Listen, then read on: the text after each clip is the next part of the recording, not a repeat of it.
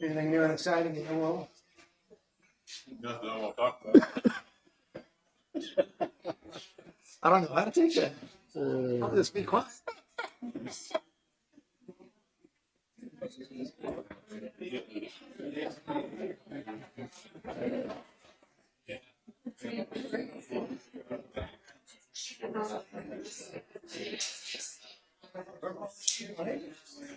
Huh?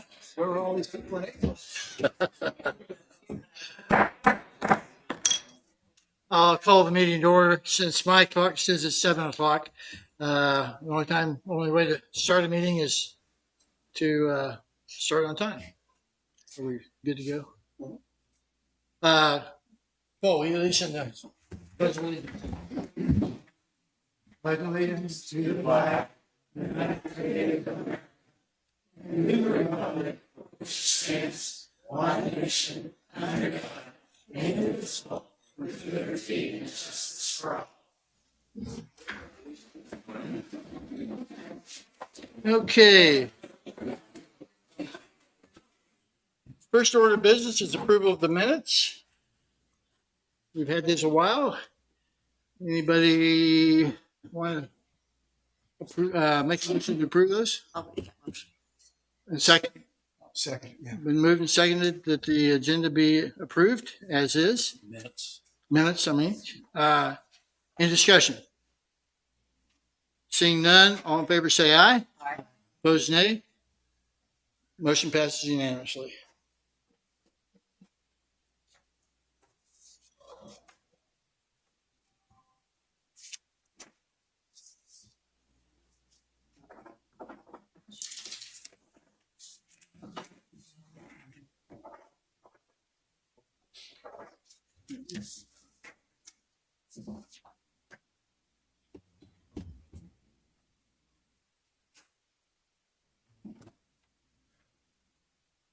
Mr. Karen. Chairman, I need 10 minutes of legal with the Planning and Zoning Commission, executive session. Would somebody like to I'll move make that? a motion. Okay. Darren's recommendation has been moved. Second? Second. It's been seconded. Any discussion? All in favor say aye. Aye. Opposed, same sign.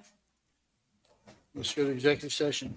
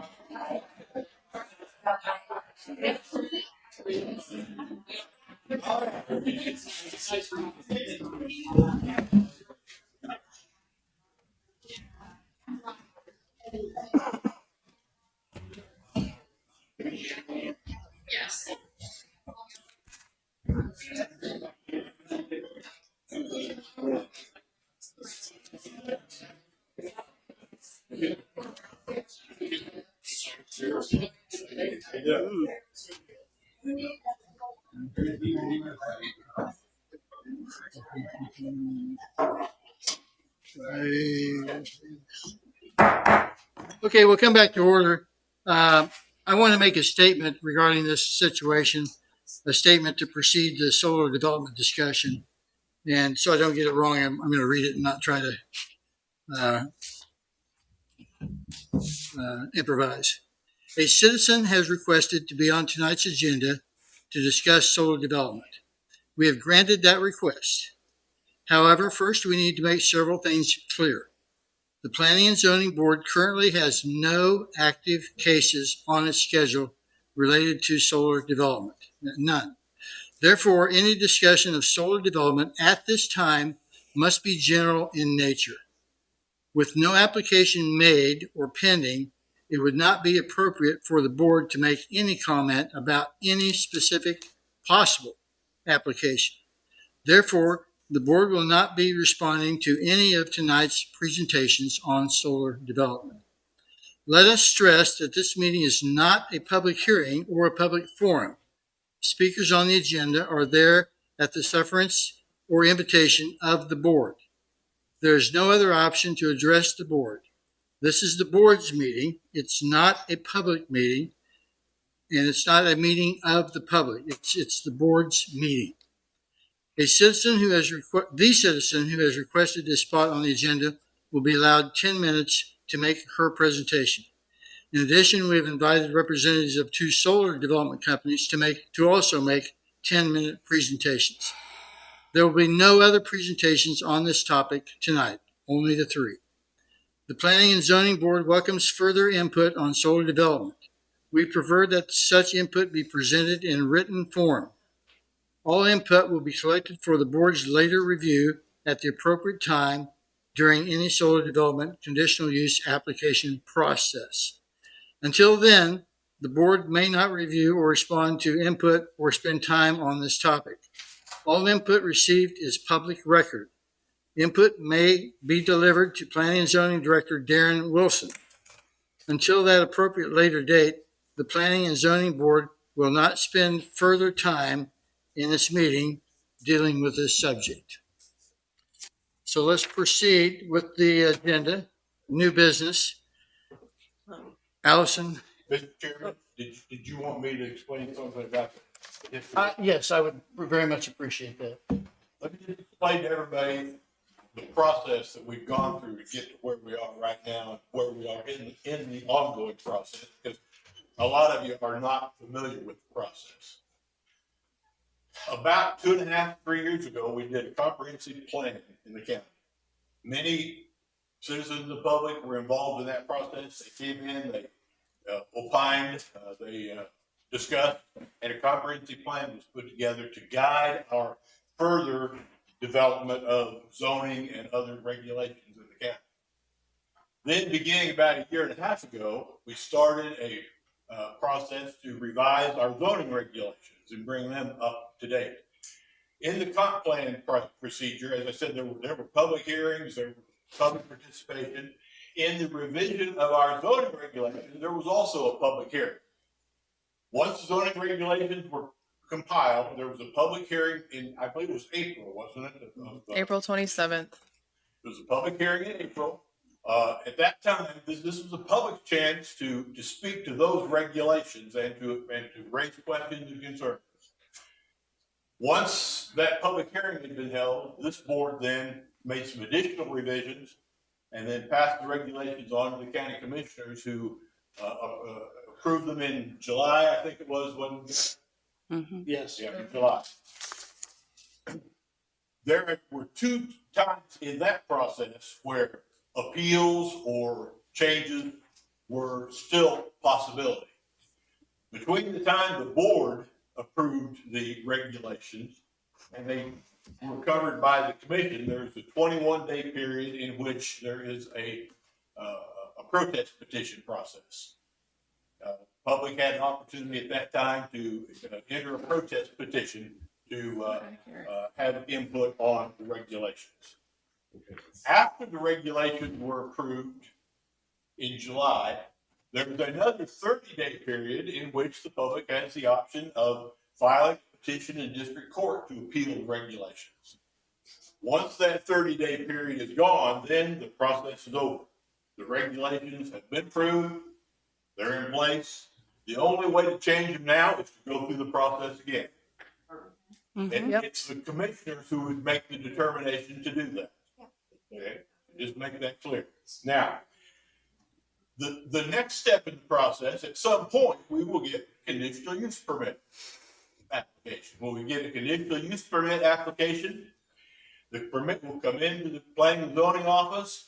It will be processed. There will be various reports and studies done and so forth. And then at some point, it will come to this board for public hearing.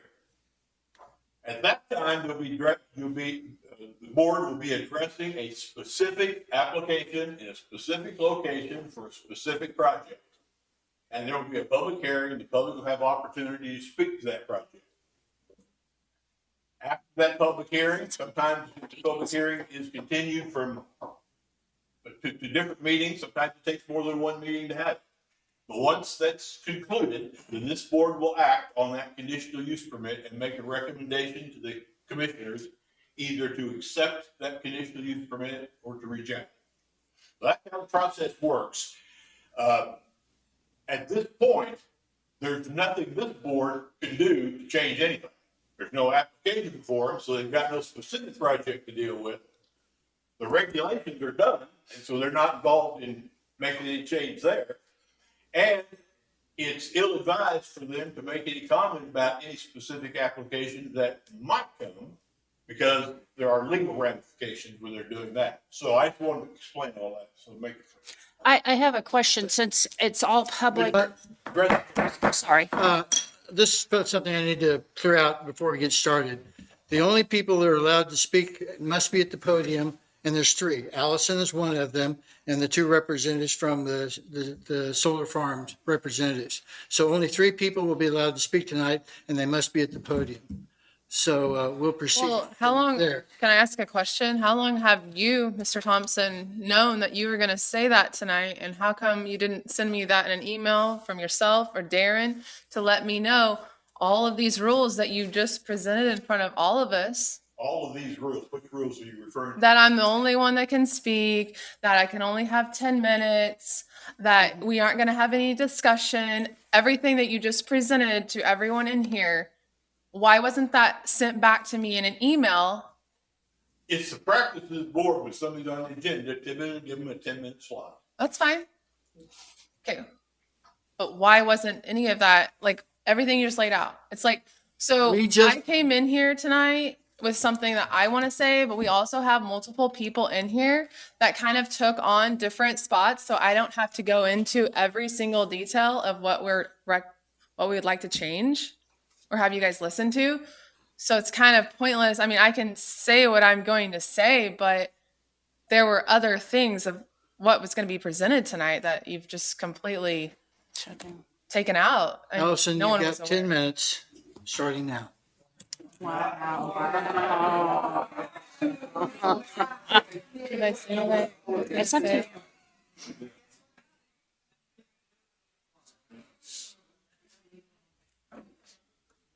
Well, so I'll just say what I was going to say. There's a lot more, obviously, that we brought in tonight with a biologist and just a lot of people that have supported me. My name's Allison Hamilton. I live in Linn County, and I'm here tonight to address my concerns regarding the installation of industrial-scale solar farms and the lack of citizen input before Article 14 was adopted on July 5th of 2023. There are many citizens here tonight who share these concerns, and with that being said, I'm just going to focus on our ultimate goal and what we would like moving forward. Over the past several years, the banning of wind turbines has undoubtedly overshadowed the solar farm regulations. We are looking for the Planning and Zoning Committee to reconsider the adopted regulations on solar farms and present back to the commissioners that the county consensus view is that the solar farm should be prohibited. Along with wind, solar farms are incompatible with the protection and enhancement of the rural character of the county, and that a prohibition is consistent with the goals and objectives of preserving agricultural lands and the natural resources of the county as noted in the current comprehensive plan. We absolutely know and are aware of multiple solar companies in the area that have been recruiting landowners to sign lease contracts for years now. There is currently a solar test site behind my home at 1700 and Yancey Road in Pleasanton. This isn't their first county that they have persuaded into an environmental disaster. We also understand that following the adoption of Article 14, that the CUPS permit application will allow residents who live within a 1,000-foot radius a chance to come back here for the public hearing. We understand that. All of this is irrelevant because we are here tonight to request that the Planning and Zoning reconsider amending the Article 14 and completely presenting back to the commissioners for a resolution that could also include a temporary moratorium. History proves that we can control what people do with their land. Linn County has stopped multiple conditional use permits and projects in the past, including but not limited to pig farms, landfills, and most recently, wind turbines. Stop with the fear-mongering us into this conversations about the power plant closing and property taxes increasing. This is about our life now and how detrimental it will be to our farmland forever. We also ask that you consider other forms of future communication, for example, live streaming, which I find it very interesting that this is the first night you guys have chose to do a planning and zoning live stream. Very interesting. Options for a text caster, email blast, an updated county website, accurate minutes located online. This doesn't just apply to planning and zoning, but overall the county has proven that a newspaper ad has failed way too many times to deliver mass communication to our citizens. I'll conclude with the discussion of specific changes made on July 5th, 2023 that directly impact the surrounding landowners. Also, please keep in mind with the map over here that we have on display, that these are the conditional use permits that are going to be proposed soon, very soon, and we know this. And so, I mean, it's going to happen. Now, if we all can fight together, obviously that's what we're trying to accomplish, is having numbers here tonight so we can show you that we were not reached. Not one property owner lives in any of these areas. Not one of them. If you look at the yellow, those are property owners that said no, that there are homes there. And these guys have gone out and recruited people that do not live here. They own tons of acres. They're millionaires, billionaires that have no respect for our land. They do not do what we do here. This is not how they live. We live here. This is not what we wanted. Hopefully I'm speaking to most of you on that. This is not what we wanted at all. And you guys did fail. Darren, you sent me one email that had one public hearing that I missed on April 27th. I don't know when the second one was. Honestly, I just don't feel it's relevant based on the amount of numbers that are here tonight, the amount of support that we've received on the petition. Thank you guys so much. Mm-hmm. We have over 800 people that have signed in person and then also online. That is a lot. That is almost 10% of your county population. That is, I think, a huge accomplishment, regardless of where, it goes tonight or in the future. I did think that the proper channels, which I think that you could have done a better job, you and Mr. Thompson, of communicating that with me, that there were going to be stipulations on tonight's meeting, that everyone that wanted to speak needed to be on the agenda. That could have easily, we've had tons of emails back and forth, Darren, and you could have told me that multiple people had to be on the agenda for them to speak. We've had time to talk about that. We've had multiple times that you could have had an opportunity to say that. So that's disheartening to me, especially considering how many people are here in support of this, to not have the solar farms. Let's see, I don't know if I can go into one of yours. How much time do I have left? You got 4 minutes. 4 minutes. So we were going to go into like the biology part of it. You want me to read off into yours? Can I do that? I didn't. Where should I start? So this is kind of just, again, we had certain people speaking tonight on different topics. All right, so I guess just cut me off whenever. Okay. Okay. So ecosystem functioning. Do we adequately know what species are there and the impacts this development could have on foundational levels of food webs? Kansas Department of Wildlife and Parks has identified 8 species listed by the Kansas State Endangered, Threatened, or Species in Need of Conservation that are within 3 miles of the projected area. Many of these reptiles, amphibians, and migratory songbirds have insects and as of their primary prey sources and are associated with the wetlands. Utility scale solar panels can negatively impact the primary food sources of these endangered species when aquatic insects mistakenly lay eggs on the panels, reducing insect population recruitment, weakening with their support in threatened and endangered species. Lack of adequate forage resources can push these endangered species toward local extinction. Another concern is that the federally listed Mead's milkweed, located within the 3-mile buffer around the project area, 91% of the remaining Mead's milkweed populations are located in eastern Kansas and central Missouri. Milkweed plants are the sole source for monarch caterpillars, adult monarch butterflies, and a number of pollinator species rely on milkweed. Milkweed also helps protect the monarchs from making them taste bitter and to predators. Sufficient milkweed corridors are essential for the successful monarch migration and survival after 80% of their population. We celebrate monarch butterflies at local schools, but does our solar installations and natural areas align with what we are telling our children we value? How many more minutes do I have? 2. Okay, so on the last 2, I'm actually going to jump back because I just want to make a couple of points. So when you guys brought the recommendations back to the commissioners that morning when COP was there, it was a couple days after I had spoke about my concerns. The morning that he was bringing the findings back to you guys, I thought it was interesting that there were 5. I think there were 5 different ones. So you had your Article 14 that was proposed by you guys, and then COP suggested a few different things based on the solar company's opinions as well. So that did not go back to planning and zoning. So I just wanted to know why, but obviously you can't speak on that. But one of those is going to be, it's like at the beginning, it was the power purchase agreement. We have a minute left. A minute. Okay. So the power purchase agreement was something that they would have to disclose where the energy was going. To me, I have a problem with that. I feel like we should be informed on where that energy is going. This can go back to any grid. It could go to China. It can go anywhere if you guys don't put any stipulations on that. Also, the increase from 2,000 to 4,000, that was based on, I think, Mike Christie's lawyer back in May. I mean, you guys took what he recommended and literally went with that whenever we came in here on July 7th. And the commissioner said they would look at everything and they would go by the planning and zoning, but that didn't happen because honestly, they just went ahead and blew through it and was like, yep, that's fine. So they increased that from 2,000 to 8,000 ultimately.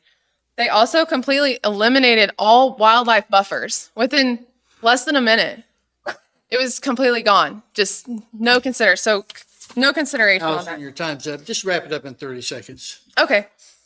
So completely eliminated the wildlife corridors. And then also on 14,701, on the setbacks from residential, you push those back even more.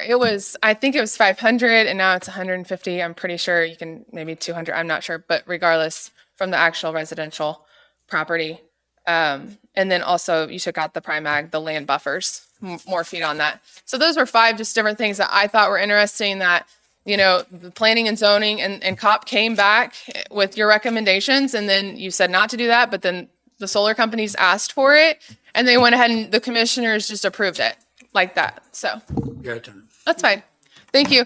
Sorry, guys, that wasn't exactly.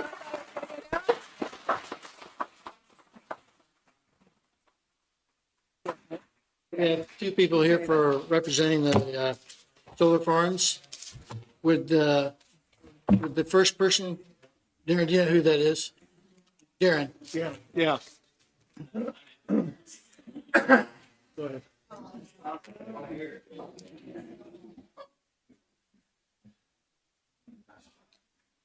Please identify yourself and Sure. Hi, everyone. My name's Linn Clark. I'm a community engagement manager for EDF Renewable. I'm here with my colleagues, Jimbo Shirley here and Madison Gray.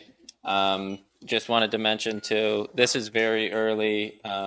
As was mentioned earlier, we're interested in the area. If we decide to pursue a project in the area, that's when we'll come to the county with a site plan where everybody will be able to see, you know, where exactly everything's going to be. There'll be opportunity for the public to ask questions. And that's typically when someone in my position or the developers would get really involved with the public. State your name again. My name is Leif Clark, Yeah. Leif. you really need to be making the comments to the commission here. Yep.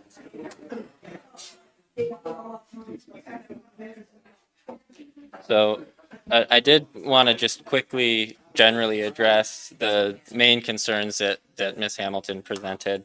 And I did also just want to mention for the commission or for anyone here tonight, I will be in town tomorrow as well. I've got business cards, and I would truly be happy to sit down one-on-one or small groups, whoever wants to meet and ask questions. That's what I'm here for. I'm very happy to do that with anyone who would like to do so. Especially if someone's concerned about a project being near their property.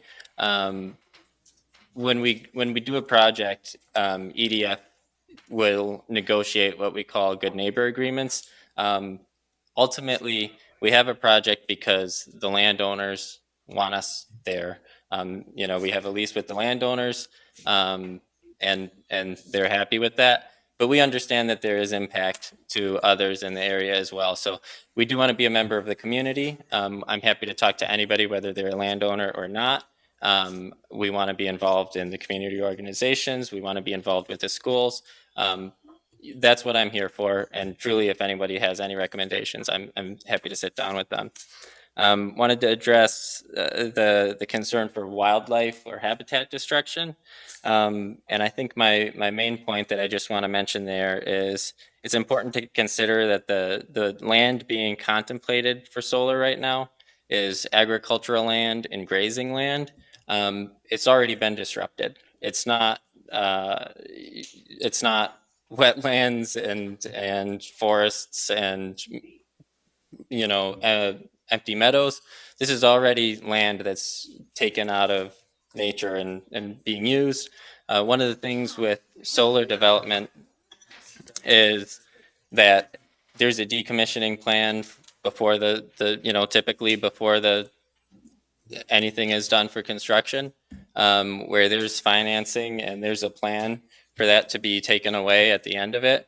And that's not something that you get with any other kind of development, right? If there's a new subdivision, if there's whatever it is, that stuff stays there. I think solar truly is one of the forms of development that can coexist with agriculture. You can keep a rural community, and it's something where you'll have a solar farm, and it's an incredible benefit to the tax base, whether that's in the form of a fee in lieu of taxes agreement or direct property, direct taxes. And that's not something where other types of development, if there's a new subdivision, yes, that's bringing in taxes, but that's also the city services need to ramp up to serve that, right? You need to have more schools, you need to have more healthcare. Solar comes in and it injects money into the economy, and there's not a whole lot that the community has to spend to bring that back. The other thing that I think solar offers is It can actually help reestablish habitat for birds, small mammals, and pollinators. One of the things that we'd be happy to talk about when we get to talking about a specific project and a site plan, if EDF chooses to move forward with a project here in the area, is talking about what types of plants are on the property, right? What's in between the panels? We can talk about native grasses, we can talk about doing specific pollinator seed mixes, anything in the buffer zones. All of that stuff is open for discussion. We can't get into specifics right now because we don't have a project that we're talking about right now.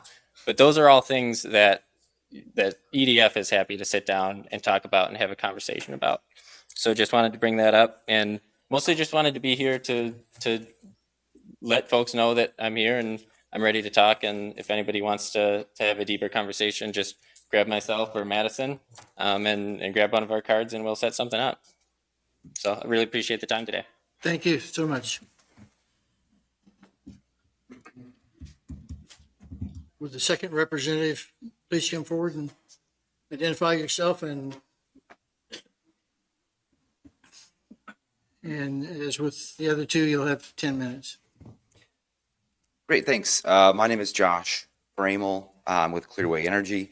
Appreciate the opportunity to come back and speak with you all again tonight about proposed development activities in Linn County. I would echo a lot of things that the previous gentleman said, but I don't need to go back through that again, and obviously only have a little bit of time and probably won't need as much. I just want to, compliment the Planning and Zoning Commission as well as the commissioners who aren't here tonight as far as the process that we've gone through. There is a lot of the things that I heard tonight, having read through the zoning regs many, many times since they were first introduced and during iterative meetings. I think the Planning and Zoning Commission thought of those things, and when specific applications are presented, there will be opportunity to drill down specifically on concerns regarding habitat impact, wildlife corridors, things that are part of the zoning regs, and how specific projects can be designed or laid out such that they can be addressed to the best way possible. So look forward to getting to that point and continuing to engage with folks here on specific projects and questions that come up and additional questions that come in. Happy to also be available to folks if they have questions. But looking forward to continuing to dialogue and welcome any questions you guys may have for after this meeting or from the public going forward. Thanks again for the opportunity to come in and speak. Thank you, Josh.